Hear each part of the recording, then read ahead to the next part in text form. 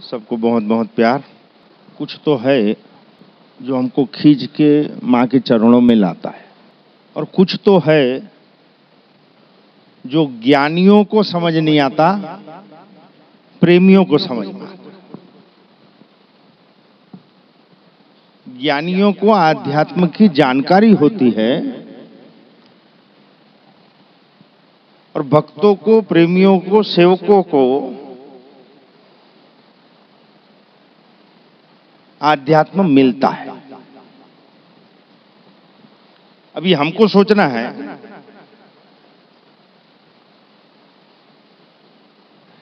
कि मनुष्य जीवन की इतनी बहुमूल्य निधि आध्यात्म, उसकी जानकारी होना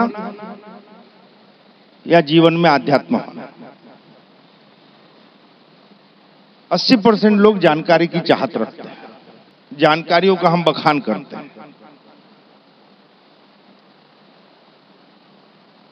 इससे हम पूछे जाएंगे, लेकिन आध्यात्म जब हमको मिलता है तो वो परम तत्व हमको पूछता है कि हे जीवात्मा, क्या चाहता है अपने जीवन में। ये हवा की बातें नहीं है। हमारा परिवार जी रहा है इस चीज को। संयोग हो सकता है एक दिन, एक साल, 2 साल, 3 साल संयोग हो सकता है, लेकिन 20-20 साल से जो चीजें होती है, लगातार होती है, वो संयोग नहीं है, वो कृपा है जगदम्बा की।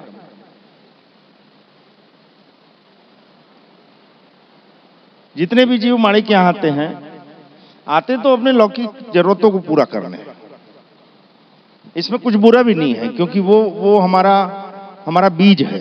हम जिस गृहस्थी में जी रहे हैं, जिस समाज में जी रहे हैं, जिस समय काल में जी रहे हैं, वहां भौतिकवाद बहुत प्रबल है। और मनुष्य जीवन में जो हमको जरूरी है वो हम सभी चीजों को सोचते हैं आर्थिकता के बल पर, धन के बल पर, पद और प्रतिष्ठा के बल पर हम प्राप्त कर सकते हैं। और ये बात सच है कि आध्यात्म ने धन का विरोध नहीं किया।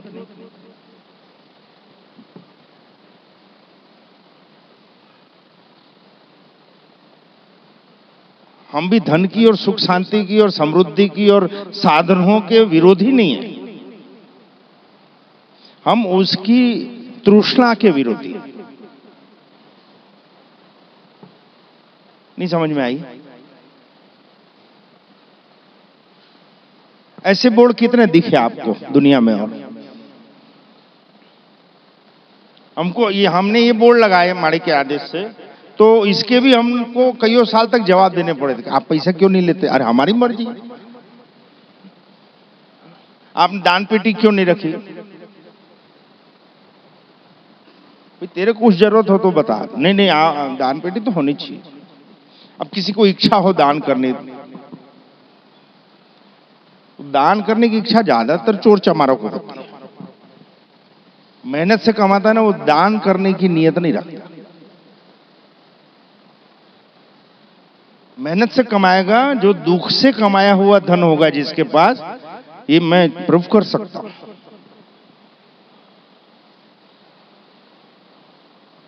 दान दक्षिणा ज्यादातर हम हमारी गलतियों को छुपाने के लिए करते हैं, हमारी अहम को तुष्टि देने के लिए करते हैं कि फोटो खींच आ जाए, नाम आ जाए समाज में, लोग अच्छा बोले, ये किए।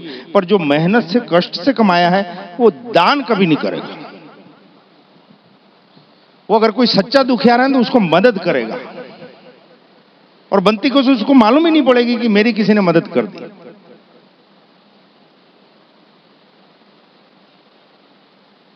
माड़ी के दान नहीं दिया जाता 20 सालों से,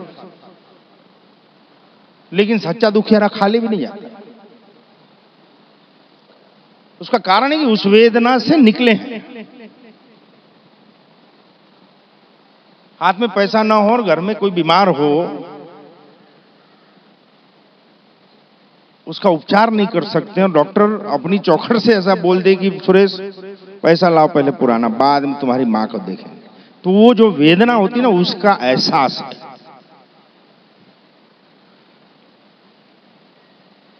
साल में एक बार स्कूल फीस भरनी पड़ती है क्योंकि रिजल्ट लेना है, और तब टीचर लोगों को जो सुनना पड़ता है उसकी वेदना का एहसास है, इसलिए बच्चों को माड़े के यहाँ फीस का नहीं बोलना पड़ता। वो दान नहीं है, वो दान नहीं है। मेरी जरूरत, जय माड़े जाग रहे हो, मेरी जरूरत से अतिरिक्त मेरे आश्रित जो हैं उनको पूरा हो जा रहा है, उससे जो भी अतिरिक्त हो रहा है वो निश्चित रूप से तेरे तेरे तेरे तेरे तेरे तेरे भाग्य का ही है। उसको मैं तिजोरी में बंद नहीं कर सकता। मानी कि कहीं नहीं लिखा गया है दान देना या लेने वाली बात। हाथ से देती नहीं, मुंह से कहती है ना। किसी ने देखा मानी ने किसी को कुछ दिया, बबूत दिया, ताबीज दी, मंत्र दिया, जाप दिया, पाठ दिया, उपवास दिया, व्रत दिया, देखा किसी ने?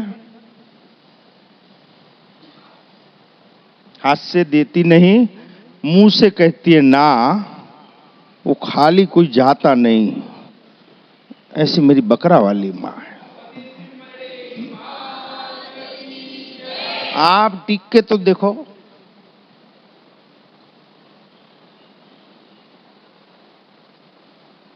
आप टिक के देखो, आप एक बार मेरे हो के देखो। आपकी परिस्थिति हो ना आपकी औकात हो कि ना हो,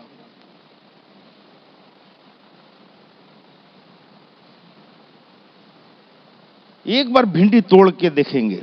सही निकल गए, भिंडी भिंडी समझते हो, भिंडी तोड़ते हो नहीं? जो सब्जी लेने जाते हो सबको मालूम है भिंडी तोड़ने वाला,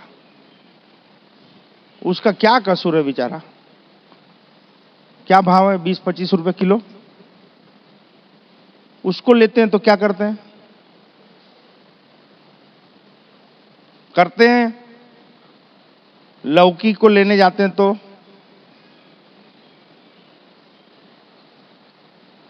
अगर कोई देवी शक्ति आप पे कृपा करने वाली हो, आपको अपने संरक्षण में लेने वाली हो, आपके सिर पे अपना हाथ रखने वाली हो, तो क्या हम 20-25-50 रुपए सब्जी से भी गए बीते कि हमारी चेक ना हो? हम लायक हैं कि नहीं, हमारी औकात है कि नहीं, हमारी जरूरत है कि नहीं हो? और इसलिए बोलते हैं हाथ से देते नहीं, मुंह से कहते ना, वो खाली कोई जाता नहीं। ऐसी अपनी बकरा वाली मां है। आएंगे सब अपनी लौकिक जरूरतों को पूरा करने के लिए, नौकरी लग जाए, धंधा अच्छा चले, वसूली हो जाए, शादी हो जाए, बच्चा हो जाए, बच्चे की शादी हो जाए, यहां एडमिशन हो जाए, वहां एडमिशन हो जाए। लेकिन उस मांग के साथ अगर आप निरंतर हैं तो अद्भुत परिवर्तन होगा आपके व्यवहार में, विचार में और परिवारों में। ये लड़की, ये मेरे, खड़ी हो, खड़ी हो।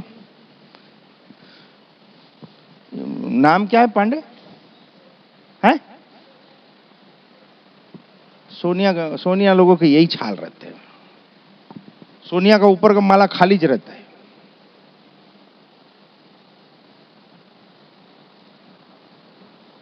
इतना माथा पटकती थी वहां नौकरी लग जाए, माड़ी कैसे भी नौकरी लग जाए।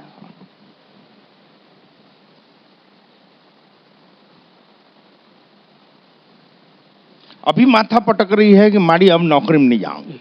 अब माड़ी बोले जाना ही पड़ेगा। नहीं नहीं जाऊंगी। अब क्यों? अब तो मेरे को यही अच्छा लगता है, लेकिन अब मेरे को आप अच्छे नहीं लगते।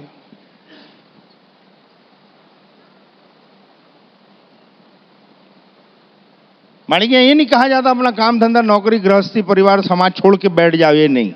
लेकिन आप जो कर रहे हो, जिस पद में हो, जिस व्यवसाय में हो, जिस प्रोफेशन में हो, वहां आपका ध्यान वहां होना चाहिए। काम तो आपको करना ही पड़ेगा। मृत्युलोक में आए हैं तो कर्म तो हमको करने ही पड़ेंगे, लेकिन जो कर्म कर रहे हो उसको समर्पित करके करो। यहीं सेवा करना जरूरी है। या क्या सेवा करोगे? आप कुछ सेवा नहीं है तो गड्ढा करोगे फिर पाटोगे? हाँ जी, जाड़ काटेंगे फिर वृक्षारोपण करेंगे। आप जिस क्षेत्र में हो वहां आपका भाव सेवा का होना चाहिए। समझ में आ रहा है? तो मेरे को मालूम नहीं जाएगी।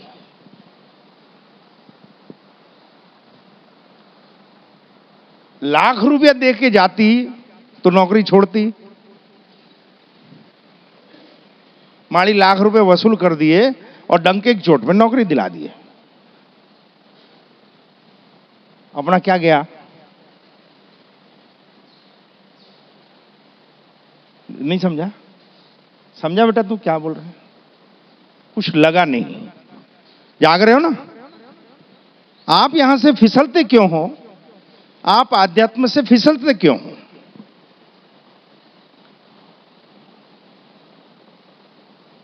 बैठने का कुछ लोगे क्या? क्योंकि तेरी जैसी हालत बहुतों की है बेटा।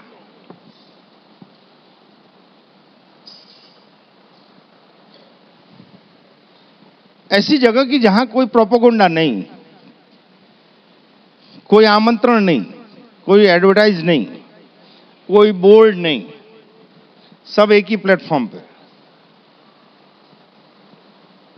कोई विधि नहीं, कोई उपवास नहीं, कोई तंत्र मंत्र नहीं, कोई गुरु दीक्षा नहीं, और फिर भी 10 साल से वैसी ज मुंडियां आती है।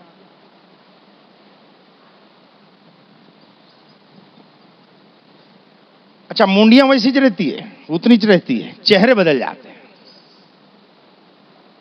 और हर जाने वाला सोचता है मैं नहीं जाऊंगा तो क्या होगा वहां। हर जाने वाला ये सोचता है कि हम नहीं जाएंगे सब रुक जाएगा। वहां पर दादा मर गए, दादा मर गए, बाप मर गए, कुछ रुका?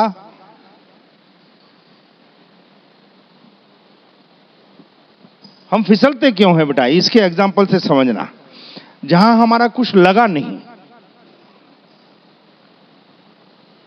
वहां हम उसकी कदर नहीं कर सकते। यहां आप आते हो, आपको मात्र आपकी समस्या रखनी है माड़े के सामने,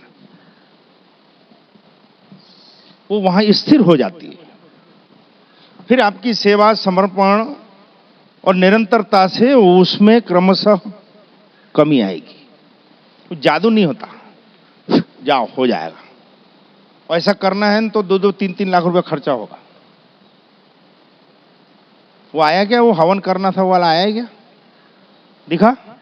कल एक महोदय आए, बताओ उज्जैन से आए, बोले मेरे को माड़ी के यहाँ हवन करना है। बोले क्यों करना है? बोले उज्जैन में गया था, वो कोई भूखी माता के यहाँ गया था, वो बोले छत्तीसगढ़ की मेलडी माँ के यहाँ हवन करके आ, बाद में सिद्धि मिलेगी।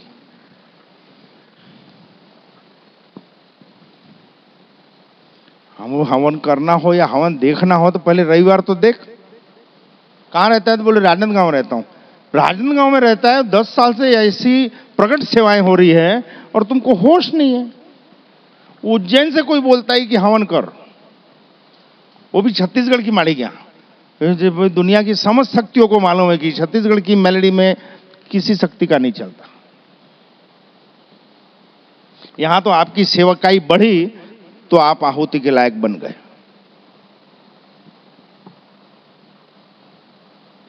धीरे से बोलता है 1.5 लाख रुपया, 1.5 लाख रुपए का बजट है। और कोई जगह होती तो क्या जवाब मिलता? 1.5 लाख का बजट है। हमने माड़ी के यहां हवन करने में 5 लाख खर्चा होता है, 1.5 लाख का तो भंडारा हो जाता है। 60, 70, 80 हजार रुपया तो मंडप वाले को दिवा जाता है। ये कहां होगा माड़ी के यहां हवन? बता। कल ही आया था, आज नहीं आया।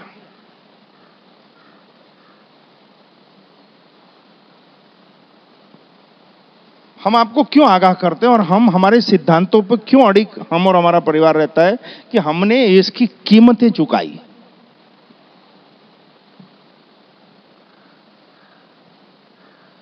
आप अपने कर्मों को सही करने के लिए मेहनत नहीं कर सके। यहां पे आपको मानिंदा कर दी तुरंत,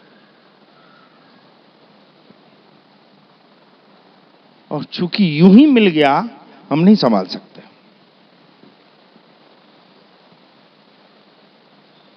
हम मात्र शरीर पर टिक जाते हैं, हम शरीर की जरूरतों पर टिक जाते हैं।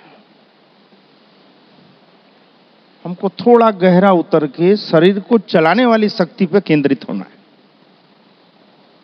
और सब कुछ सिस्टमेटिक है। हम जिस दिन सिस्टम में आ गए, हमको कुछ नहीं करना पड़ता।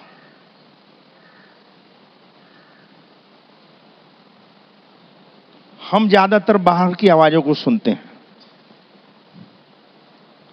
बाहर की आवाजें मतलब वो रोग लग जाता है। फिर कौन सा सबसे बड़ा रोग? क्या कहेंगे लोग? अरे लोगों को कहां अपने दुखों से और समस्याओं से फुर्सत है कि वो तेरे में झांकने को आएगा? बता, सब जाग रहे हो, कोई सुस्ती में तो नहीं है ना? अब एक बात बताओ, इसमें से कितने लोग हैं जो अपने ससुराल की चिंता करते हैं?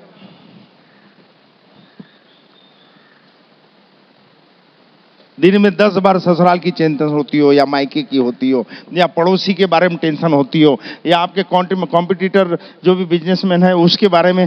कितने लोग हैं जो निरंतर दिन में 8-10 बार सोचते हैं? एक आध माइका लाल तो हाथ उठाओ। कोई सोचता है क्या 8-10 बार दिन में? हाँ या ना यार? कोई नहीं है। तो सालों उन लोग फुर्सत में बैठे हैं कि तुम्हारे को जागते रहेंगे, ये क्या कर रहा है, ये क्या सोच रहा है? किसी को नहीं पड़ी है। ये हमारी नादानियां हैं, हमारी कमजोरियां हैं, ये हमारे गहन दोष हैं कि लोग क्या बोलेंगे। लोगों को फुर्सत कहां है यार?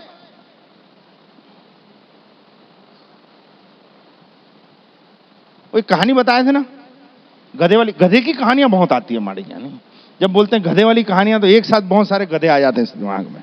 कौन सा गधा होगा आज? वो बाप बेटा जाते हैं। एक बार रिपीट हो जाए, रिवीजन करना चाहिए। बाप बेटे बाजार करने गए। साप्ताहिक बाजार लगती है ना, वो 8-10-15 गांवों के एक बाजार लगती है साप्ताहिक। अपने छत्तीसगढ़ में तो ज्यादा होता है। तो एक गधा था, वो लेके बाप बेटे निकल गए। नहीं सुनना है, बोर हो जाए। इतिहास से हम क्या सीखते हैं? इतिहास से हम क्या सीखते हैं? इतिहास से हम कुछ नहीं सीखते। हम वो प्राणी हैं जो एक ही ठोकर को 2 बार खाते हैं, एक ही पत्थर को 2 बार ठोकर खाते हैं, एक ही आदमी से 2 बार धोखा खाते हैं। हम ऐसे प्राणी हैं जो एक ही रिश्तेदार से 2 बार अपमानित होता है। हम वो निकृष्ट जीवात्माएं हैं जो बार बार जाके अपमान को लेता है, दुख को लेता है, उपेक्षाओं को लेता है। दुनिया में किसी की ताकत नहीं है यार आपका अपमान कर जाए। अगर आपको अपमान नहीं करवाना है, आपको दुखी नहीं होना है, तो कौन आपको दुखी कर सकेगा? और इसका विरोधी कि आपको सुखी नहीं होना है, तो आपको कौन सुखी कर सकेगा? एक बार निश्चित तो करोगे आप चाहते क्या हो यार।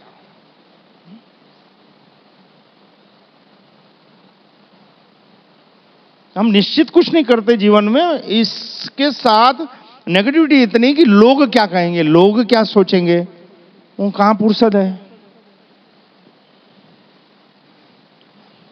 वो बाप बेटा एक गधा लेके जाते हैं बाजार।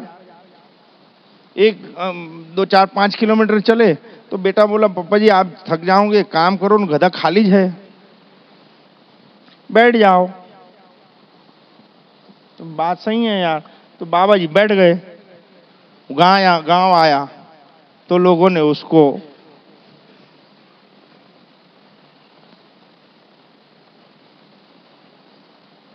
चालू किया बोलना, जहां जाए बताओ क्या लड़का है यार। नहीं, बाप को बिठा दिया था ऊपर। तो बोले क्या बाप है बताओ, है ना, बेटा पैदल जा रहा है, खुद साला गधे पे बैठ के जा रहा है। बाप को बड़ा दुख हुआ यार, लोग ऐसा बोल रहे हैं। तो गांव के बाहर निकले, बोले बेटा लोग ऐसा बोल रहे हैं, काम कर तू बैठ जा। तो बेटे को बिठा दिया। अगला गांव आया,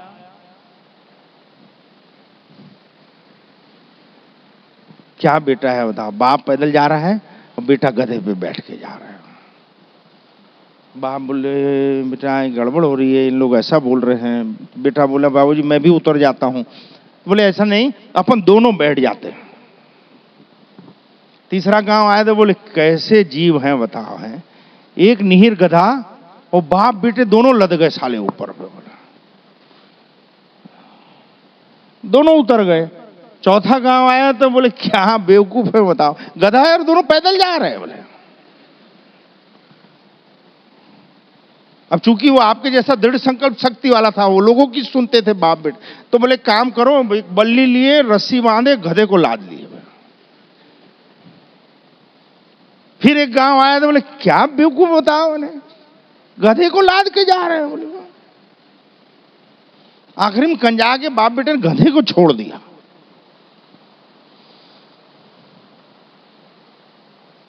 गधा उसका था, पैसा उसका था, सुख सुविधा और व्यापार उसका देखता था, लेकिन लोगों के कहने से अपना गधा छोड़ दिया। उस बाप बेटे से ज्यादा हालत लोगों की नहीं है। आप क्या चाहते हो दुनिया थोड़ी ना बताएगी यार। आप कैसे जीना चाहते हो आपके रिश्तेदार नक्की करेंगे। आप में से कितने लोग हैं जिसको उसके रिश्तेदार खाना खर्चा दे रहे हैं, बताओ जय माड़े। कितने लोग हैं ऐसे जिसको समाज खाना खर्चा दे रही है, बताओ।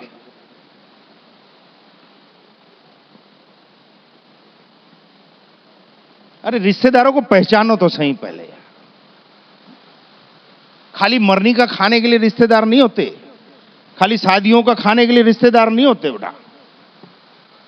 जिसके पास चेतना हो, प्रज्ञा हो, विवेक बुद्धि हो, बल हो, दृढ़ता हो, उनको रिश्तेदार बनाओ, चाहे किसी भी कौम का हो यार। आप अगर आपके मनुष्य जीवन में कुछ पाना चाहते हो तो पॉजिटिव एटीट्यूड वालों के साथ रहो। पॉजिटिव एटीट्यूड जात देख के नहीं आता कि ब्राह्मण है तो सब साले सुरवीर होंगे, ये क्षत्रिय है तो बिल्कुल बलशाली और सही निर्णय लेने, ये व्यापारी है, ये वैश्य है तो बहुत समझदार होंगे। जब प्रकृति प्रदत्त ऐसी अच्छी शक्तियां जात पात नहीं देखती तो हम आप कौन होते हैं। हम पहले ये निश्चित करें हम चाहते क्या। जिन्होंने निश्चित कर लिया कि वो जीवन में चाहता क्या है, उसकी जरूरतें ईश्वरीय शक्तियां पूरी करती है। दुखी होते हैं आवारा पशु। अच्छा, ये माड़ी के यहां की गाय बछियाएं हैं, दुखी होती है क्या? गोबर पतला हुआ तो भी खड़े हो जाते हैं, भाई गोबर पतला क्यों हुआ, कुछ तकलीफ होगी। आंख में आंसू आ रहे हैं तो दौड़ के 4 लोग बोलने आते हैं, माड़ी रो रही थी गौरी, थोड़ी लंगड़ाती है तो 2 डॉक्टर आके खड़े हो जाते हैं।